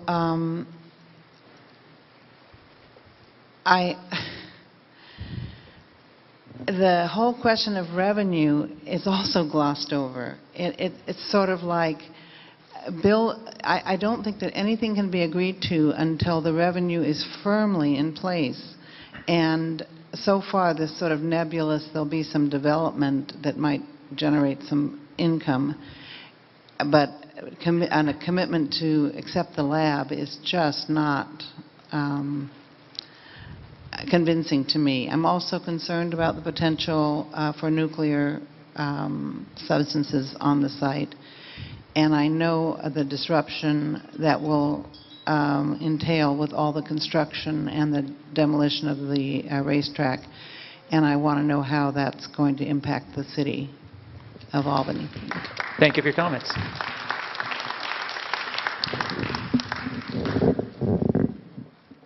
And your name, sir? Howard McNetty, 39-year resident of Albany, and I want to congratulate the development team for what I think is a very good plan, well thought out, and makes a lot of sense to me. And I will disagree with my friend Robert Chase, too, who says he doesn't like the way it's laid out. Putting the buildings close to the freeway is not only probably not so good in terms of vibration from the freeway, but it would be really very close to what I think is environmentally sensitive land. So putting the buildings where you put it actually, to me, makes a whole lot of sense. I'll echo the comments about the need for getting the financial details worked out so that the city and the school district are both made whole with the development. But I see this as potentially a tremendous world-class facility for a world-class lab, and I'd certainly welcome it to Albany if we can make it happen. Thank you for your comments. And while we're waiting for the next person to come to the mic, I'm going to call some other names. Last name Pilch, P-I-L-C-H. Last name H-E-G-D-E. I'm not sure how to pronounce that one. I'm sorry. Peggy McQuaid, Jerry Weaver, and Carol O'Keefe. Okay, could I have your name, please? My name is Risha Wise. I'm Albany homeowner. I've lived in Albany for 43 years. Former employee of LB&L and an Old Blue. So I want to find out if hazardous materials are going to be used in the labs, and if so, how is the waste going to be disposed of? Okay, we'll reframe that as a comment and answer that on the website. Thank you very much. Your name, sir? My name's Nick Pilch, Albany resident. My comments might be a little scattered because there's no publicly available plans on any website anywhere. All of the information we've gotten is from these meetings. So I would ask that you put them on a website somewhere. We need a thank you. I don't oppose development at the waterfront, and I think we could make this work. But I would give the developer a C+ in grammar at this point. We need a compact design that respects the natural features of the site, such as the former marsh where the racetrack is, and Fleming Point. The current design plops an Offers Park-like style development on a former wetlands that could be restored without regard for that and without Fleming Point. The buildings jut right up into and kind of over Fleming Point a little bit. Development should be concentrated in the stables area and on the eastern side of Fleming Point, no higher than the top of Fleming Point. I would like you to consider restoring the top of Fleming Point, which was blasted off at one point, probably for the dynamite factory use, just as the top of Angel Island has been restored after the top of it was blasted off. Okay, we're in 10 seconds. Okay, thank you. Finally, revenue-generating properties should all be in Albany. After the first occupancy, the developer says that the community will have to work with the developers to ensure revenue. That sounds fishy to me. Thank you. Great, thank you for your comments. We are going past the 9:30 time break for this meeting, so we're going to continue with this public comment period for a little while longer. So your name, please?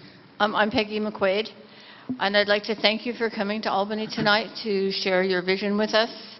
We in Albany pride ourselves in being educated and supporting education. We also are proud of our green community. This certainly seems to have the potential to be a wonderful partnership, and I hope that we're able to continue the dialogue in order to get what's best for all of us. Thank you. Thank you for your comments. And your name, sir?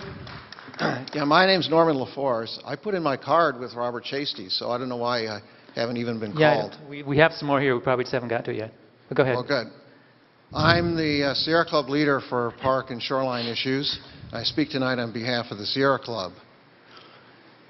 What we got tonight was actually very little of details, and the details are important. What's proposed does not fit with the vision of Voices to Vision, which was set not only 75% park, but also a very small amount of development limited to 2 and 3 stories. What we have is 2 million square feet for the LBL lab and no discussion at all of the amount of development the developer wants. My own experience, based on 30 years as a Sierra Club leader fighting development issues, is we're talking at least 2 to 3 million square feet for the developer. That is way beyond what anybody had ever contemplated for this site. And you know that's going to be what they're doing because we heard the infamous phrase, transportation demand management. That means we have lots of traffic and we got to figure out a way to gloss over it. We also did not really hear how the developer and LBL will deal with the revenue issues that are very important for Albany and are very important for the Sierra Club in considering what plan to support. There's $1.1 million in property and parcel taxes that must go to the city. We heard nothing tonight about how that's going to be guaranteed and whether DOE and LBL as federal agencies will promise and contractually agree to pay that amount if they're going to be the ones stuck with paying it. We also did not hear anything about whether or not the DOE and LBL will agree to abide by Measure C and Measure C vote. Again, as federal agencies, they don't have to abide by any local ordinance. And there was no discussion of Measure C, which is very important. 75% of the people of Albany voted for Measure C in 1991, which guarantees that the people of Albany have the final say in a vote on what's going to happen on the waterfront. That is critical. Lastly, we had no discussion at all of the fact that Frank Stronach was actually the owner of Magna, a publicly traded company, but he held all the voting stock. So essentially that was a private corporation, and he ran it like one. And he ran that company into the ground, and it filed bankruptcy. Okay, thank you for your comments. We have to question whether Stronach Group is able to go through with this proposal. Thank you for your comments. While we're waiting for the next person, let me call. We have some more names: Judy Kerr, Peter Hobart, and Eddie So. Thank you. Could I have your name, please? I'm Carol O'Keefe. I'm an Albany resident, and my comments are for the lab. That was my understanding of this portion of the comment period. Thank you very much for coming tonight. Thank you for a wonderful presentation. I had a general idea of what the lab does. I have a much better idea tonight. And obviously, anybody who's listened to this is greatly impressed with the lab. I truly hope that it will be possible for the various groups that have strong feelings. Albany is characterized by strong feelings. But I truly hope that we'll have an opportunity to work together and reach a conclusion that would involve the lab coming to Albany. I sense from many of the discussions tonight that the lab definitely deserves a wonderful place in which to work. And I think with the people we've heard from tonight that there's every sign that they have found the people who will help the lab and the communities find a way to make this all happen. That's certainly my hope. Thank you again for coming. Thank you for your comments. Your name, sir? Peter Hobart. Live up on Albany Hill for many years. And Albany recently rejected a development proposal that was, I think, about half the size and height especially of this proposal, the proposed lab and adjacent commercial. Though the research you guys presented is really fantastic, I wonder why the smallest community in the East Bay would be asked to host the largest federal scientific institute in the Bay and risk changing our own town's very character and identity, because this is a world-class institution. This is a game changer. And we have to think about our identity. It has, you know, we've been associated with racetrack all these years. I guess a world-class racetrack, but now it's a world-class laboratory / business park. But my basic point is that this point in time, I haven't been convinced that except for the proximity to Lawrence Berkeley main campus, Alameda and Richmond are much superior and much better deals for the lab. Possibly not as convenient, but certainly much less negative impact for the entire waterfront bay communities. Thank you. Thank you for your comments.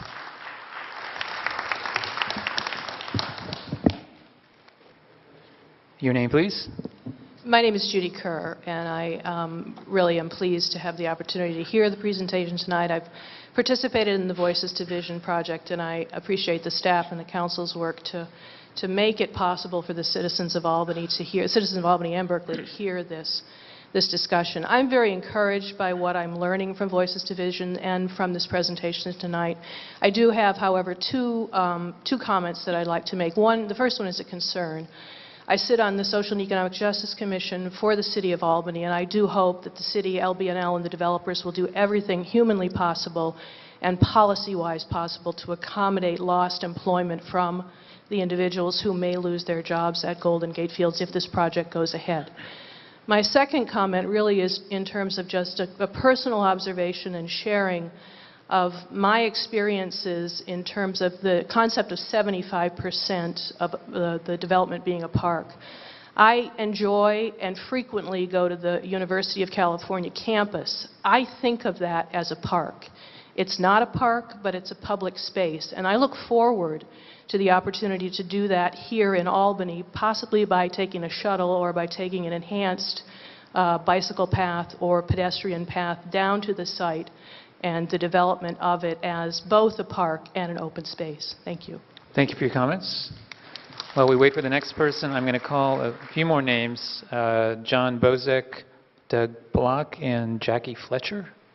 Yes, sir, your name? Hey, my name is Eddie So, and I've been the Albany resident. And I'm actually very impressed with the presentation right here, even though there's a lot of details are not yet disclosed. But I also understand that this is only a general workshop.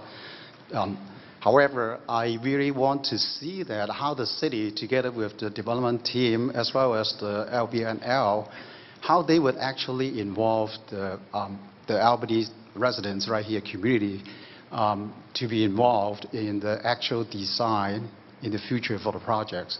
We understand that this project would involve this public money on the federal side as well as the private money from the developer. But we also understand that the Albany citizens as well as the community as a whole should have a say on how the final things would look. And in that sense, the city, do they have a plan if they were selected, let's say, how that would be involved? Are they going to just form the technical advisory group involving the residents right here so that we'll get into the details of the design? In particular, my concern is the traffic. The traffic is really a lot of headaches. Right now we are talking about the traffic management with a lot of shuttle bus. It's easy and nice to say, but the Buchanan and Gilman's together with the I-80 and 580, every day is a pain. So with this new development, even though a lot of the transportation on the campus would be, according to the designer, by shuttle, but I still don't think that that will very work well unless you have a big picture resolution on the overall transportation in and out of the campus. Thank you for your comments. And your name, sir? Doug Block. I'm the political director with Teamsters Joint Council 7. Good evening. We represent over 90,000 members throughout Northern California and Nevada. We're also one of the largest unions at Golden Gate Fields where we enjoy good labor relations. And I'm here tonight to speak in favor of this project. First, Golden Gate Fields, if this site is selected, is committed to continuing racing operations at another location and to keep our members employed, and these are good jobs. Second, this project builds upon resources that already exist in this community, educational and science institutions, to create a sustainable economic engine for the city and for the region. Our union understands this is a down economy and cities and families are hurting, and this project's going to create much needed jobs and revenue. And these are jobs that can't be outsourced or shipped overseas, but good jobs with a future for people who live here in this community. And we do construction as well, and we can't discount the years of construction work that's going to go into this project. My brother is an out-of-work operating engineer, and he's about to lose his home. People need to get back to work, and I'm happy to say that this project is going to use 100% union labor. So for all of these reasons, we believe that this project deserves support, and I thank you for the opportunity to comment. Thank you for your comments. And your name, please. Hi, my name is Jackie Fletcher, and I want to thank you for coming here today.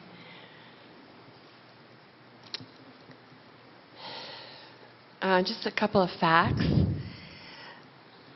Your group will not be paying property taxes, and there will be a proliferation, sort of like a Pier 39-like place, restaurants, cafes, and other businesses catering to hundreds of workers. It will be drawing attention of other industrial developers to come and develop other sites around the lab. Our Albany beach and bulb is very fragile and includes parcels of East Bay Regional Park that could be compromised by this project. You need to plop this massive structure where citizens want your business. I don't want such crowding here in Albany. As a citizen of Albany, I'm opposed to supporting such a questionable development. And on the horse track, that should be kept as Golden Gate Fields. And I'll be voting on the Measure C no on this project. Thank you. Thank you for your comments. Okay, we have a few more cards left because we actually finish this and be done soon, so I'm going to read the names. And please, if you're one of these folks, come to the mic right away. Alan Maris, James, I think this says Duval. Oops. Sherry Reineman, John DeClerc, or Polly Armstrong, one or the other. Christopher Corby, and this is a hyphenated last name. I believe it's Campbell Norton, maybe? Noter? Noter, sorry. Okay.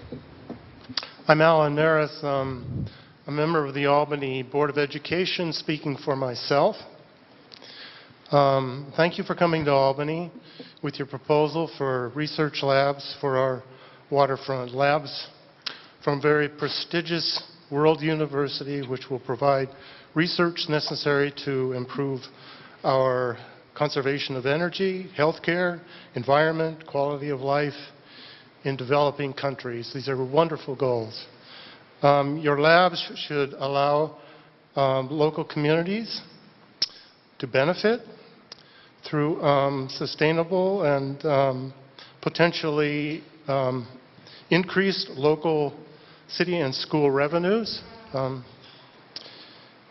develop local commercial spin-off labs for development of sustainable energy and biotech products, and create local jobs, and significantly allow our local community to enjoy 53 to as much as 63 acres of park and open space on the 104 or 5 acre Golden Gate Fields property. We've been waiting for a long time to see our waterfront developed into parks and open space which we can enjoy. We've heard a lot of talk about roadblocks preventing a project, I think, which is maybe the best we can get. We went through Voices to Vision, and we came up with 70 to 75 acres of open space and a commercial development which was highly qualified as being suspect to attract commercial developers. This is a project which will provide the open space we're looking for, significant open space, as well as the commercial revenues that our city and school districts need. Thank you for your comments. Thank you. Next, please. Thanks, Alan. and others who have spoken in support of the project. I'm Sherry Reineman. I'm an Albany resident. Since 2003, I've been, and a homeowner since '04. I've been a lab employee since '96. And I would just like to put to rest people's general feelings about, oh, what are they doing up there with all the nuclear proliferation, blah, blah, blah. There's so much more, fine science in a lot of areas that is being done. I know that for a fact that the lab also has a commitment to alternative transportation. I myself take either a shuttle or a bicycle uphill every day. I think those things need to be considered by the community as a positive step in this project, and I'd like to thank the lab and the team for coming and doing the presentation. I'm really impressed by the combined park-like and business setting that's been created. Thank you. Thank you. Yes, please. Your name? I'm Winky Campbell Notar. I'm the Executive Director of the Albany Chamber of Commerce. And we want to thank you for coming to our community tonight and for your presentation. And just to let you know that the Albany Chamber of Commerce supports this proposal at this stage based on the following considerations. We support a project that replaces all tax revenue to the city. It's got to be at least revenue neutral to Albany, otherwise our small businesses will suffer. We could support a process that will allow our non-resident as well as our resident business owners to partake in the discussion. They have quite a major investment in this community as well. We will continue to update and poll our members who so far support this project as more details come forward, and then we will evaluate our support for this project at each milestone. Thank you. Thank you for your comments. Your name, sir? My name is Christopher Corby. I'm Executive Director of the California Authority of Racing Fairs, which represents 22 county and agricultural fairs in California. I'm here to speak regarding horse racing and the continuation of horse racing should this second campus become a reality for the Golden Gate Fields property. Fairs have been conducting racing in California for over 150 years. County and agricultural fairs presently own 9 racetracks around the state, 7 of which are located in Northern California. We also own and operate 22 off-track racing facilities, wagering facilities. Fairs have a major investment in the horse racing industry. We're not surprised to see the attraction of the land that's under privately held racetracks for development. We've been anticipating this for some years, and we've undertaken some serious planning in advance of that possibility.